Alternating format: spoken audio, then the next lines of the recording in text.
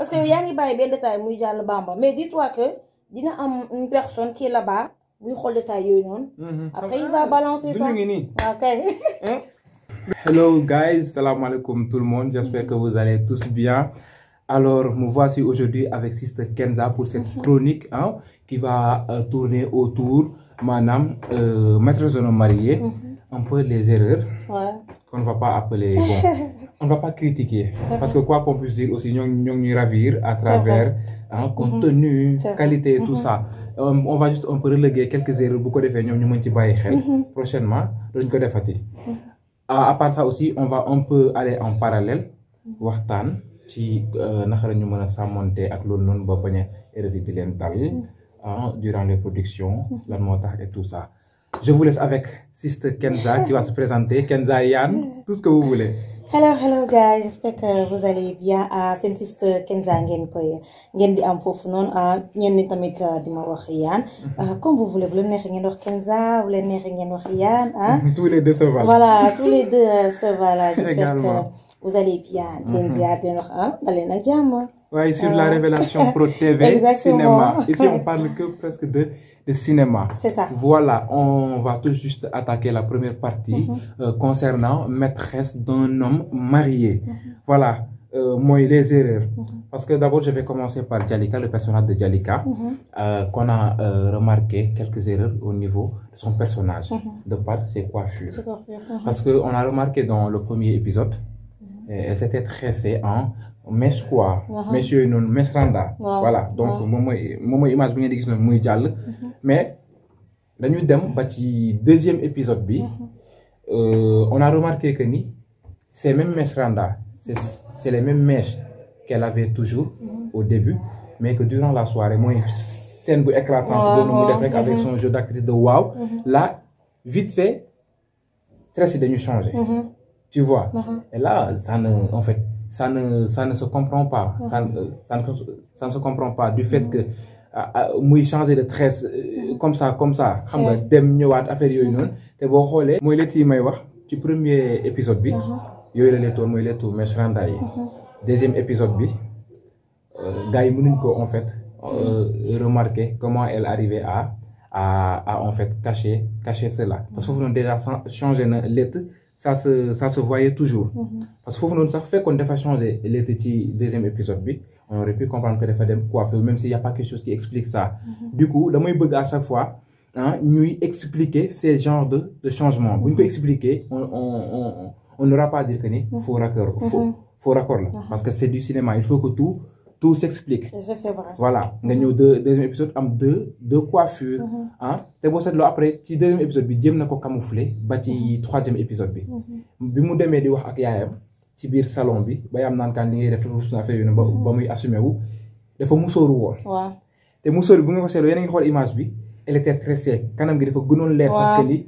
kanam gi dafa gënoon a xoj parce que d'habitude soo léttu ay léttu yu bees da ngay gis sa kanam gi dafay taaweeku dafay xëccu donc tu vois voilà day génn donc loolu day tax rek ñu naan à chaque fois boo defee comme ñoom ñu nekk ci milieu bi à chaque fois lépp lu am muy changement et tout war nañ ko sax boole ci biir jeu bi expliquer ko comme ça gars yi ils vont comprendre parce que ñoom ñi nga xam ñoom ñoo bind seen scénario et tout ñoom rek ñoo mën a leeral yenn mbir yi yenn amateurs yi ñoom li ñu gis rek ñoom lañuy jàpp ñenn ñu ci bëri dañuy jàpp ne carrément faux raccord la et tout parce que gis nañu fii lettu na gis nañu fii musóoru te boo gisee ci musóoru tam di nga gis kanam gi xëccu kon ça veut dire que dafa am ay lettu yu bees xam nga lettu yu ràpp dina bàyyi fi ay traces karaw bu voilà moo ngi noonu contrairement boo xoolee ci première image bi ci premier épisode bi ak fi mu musóoroo ci deuxième épisode bi gisoo affaire yooyu noonu voilà tu vois day gis fii dafa xëccu donc ça veut dire que ay lettu yu bees moo am foofu noonu soit musóor bi peut-être je sais pas ndax lettu yi daa pareegul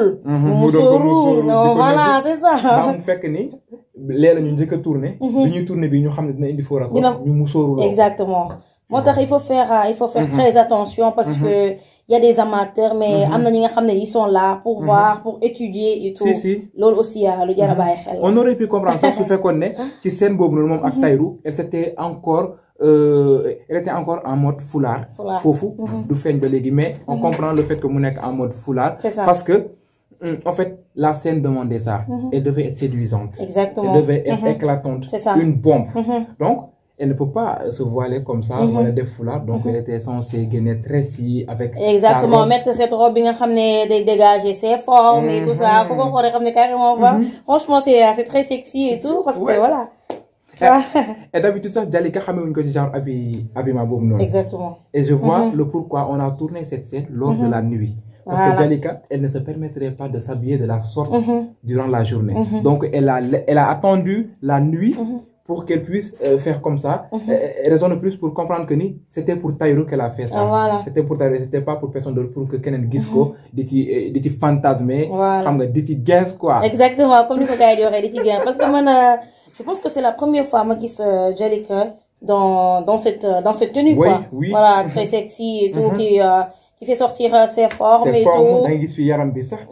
Voilà. Dès que amna ben instant sa bo xoy ci commentaire fi Taïru tek loxom na amna ñu ko naan non fa nga tek sa loxo baax na. Sen bobu dama ci contane dal ba mu nan momo ko. Non, voilà. Donc si c'était juste ça, vous voyez mon faux non ça, on aurait pu comprendre. Mais dañu ba ci 3e épisode bi, on revoit les mêmes tresses. Voilà. Du premier épisode. Là où Mami était chez Jalika et que Taïru Nuyu ko Fayuko, là on voit même tresse la yoron, alors que changé on a déjà tresse du deuxième épisode bi ay raw. Tu vois. Et maintenant biñu joggé ci fofu non aussi, dañu dem moy scène bi mu nekké encore ci néeg bi ba ya mbéj ko dafa musoru wat. Tu vois. Lolu yeup pour un peu cacher cela, mais disposition scène dal mom mo xawone jaxaso ba mu tax faux raccord bi ñu noté ko. S'il y avait pas ça, on aurait pu juste dire que explication du moment absente rek, mais c'est pas un faux raccord, mais là vraiment c'est un faux raccord. Bu ñu jógee ci Jalika, on attaque Biram. On attaque Biram, oui, le personnage de Biram. Alors pour le personnage de Biram nak, c'est au niveau de ses tenues bi sax on peut dire que grave parce que digante bureau ak kër déjà nekul sen kër mën na changer. Mais au niveau de la coiffure, il y a eu quand même amalgame. Premier épisode, n'est-ce pas? C'est long. Qu'est-ce que tu as vu? Gis nañu daal bopp bi amna karaw et tout.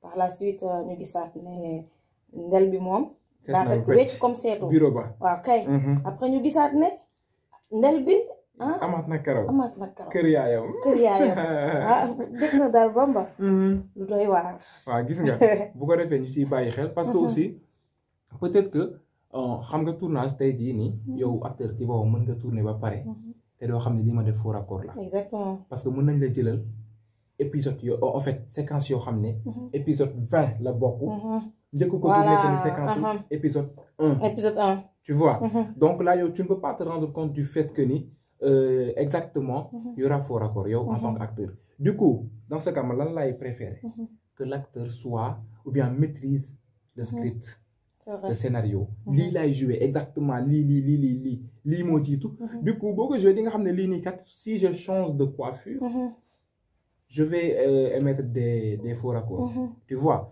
là on aura en fait on aura à comprendre mais voilà mais une fois que nga tourné tey épisode 18 nga dem lu yàgg ndok dugg ci biir quelque kii ngeen war a xaar après ngeen war a tourner épisode 1 fekk sa karaw màgg na wala watu nga tu vois ça pose problème wala changer nga létt et tout loolu nag xoolal problème la boo xam ne série yëpp la voilà man damay naan carrément peut-être manque d'organisation là parce que boo ñëwee par exemple nga tourner comme ni nga wax ne nga tourner épisode 20 après nga war a tourner épisode 1 normalement avant de tourner yow par exemple quand tu finis ton habillement et tout war nañ la photo exact war nañ la photo denc ko sauvegarder ko léegi après quand tu reviens pour tourner ñu génne photo yi ñu xool comment tu étais rôle script loolu exactement bu fekkee ne yow voilà bu fekkee ne yow tu étais rasé nga ñëw nga war a tourner waat épisode bële bi nga xam ne moo war a jiitu ñu gis ne carrément yow tu étais rasé te fini gis nañ da nga am karaw normalement dañ la war a wax ne rase-toi la veille ñu la carrément rase-toi dañuy wax rek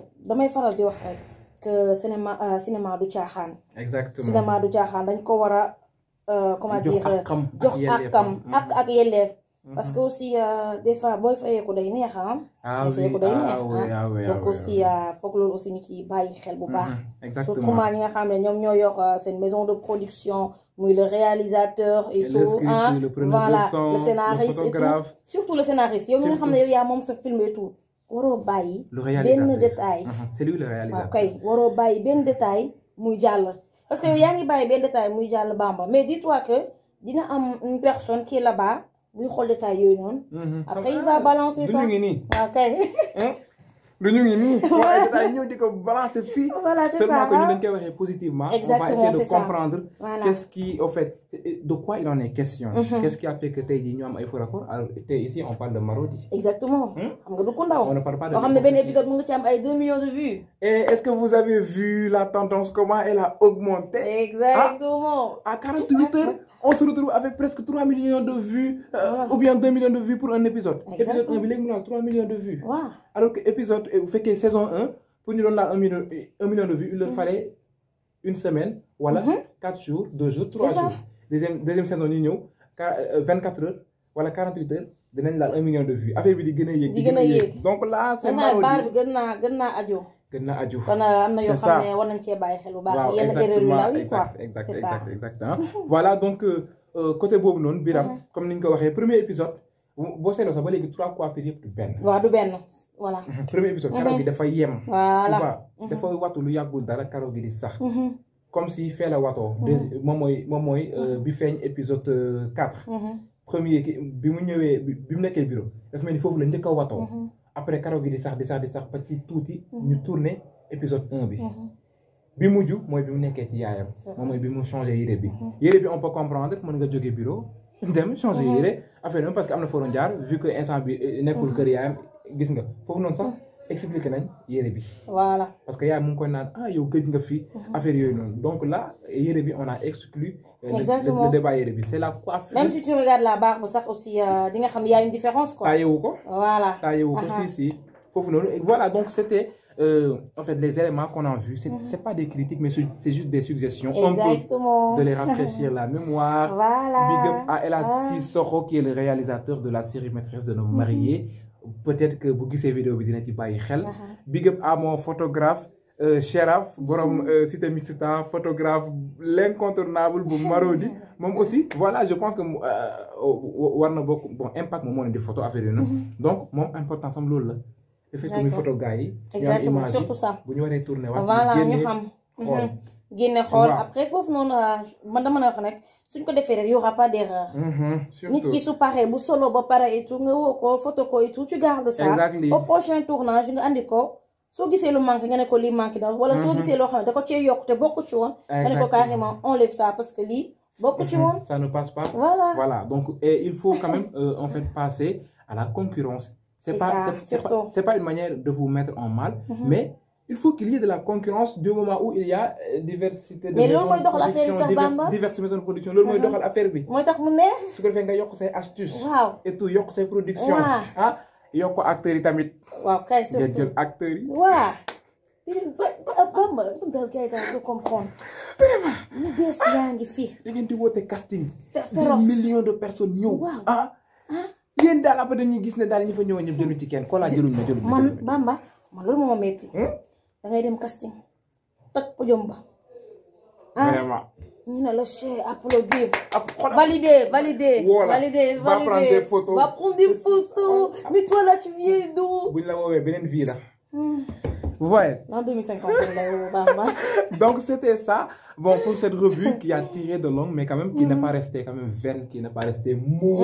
C'est vrai. Elle a été alarmante. Bon, je pense bien. Si vraiment elle vous a plu, c'était avec l'assistant Kenza. Et Dina, on travaille à ce que me dit avec mon chronique parce que vraiment ça donne du plaisir de faire mon. Voilà.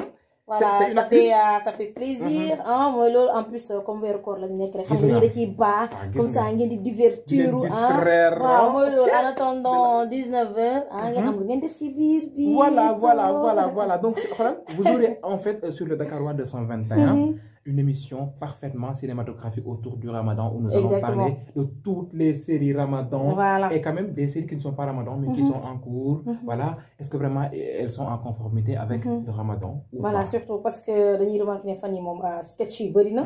Et pourquoi gars yi di xaar man c'est la question que je me pose quoi. Pourquoi gars yi di xaar ba peut-être Ramadan bi. ñëpp bëggandoo defandoo sketch. te quand même Bamba mënuñu seetaanoo lépp. Exactement. On n'a pas que ça à faire aussi, tamit. Pour découvrir le contenu, rendez-vous sur le Dakarois 221 où nous allons vous dire à partir de 6h. Exactement. En direct. Bye. Bye bye.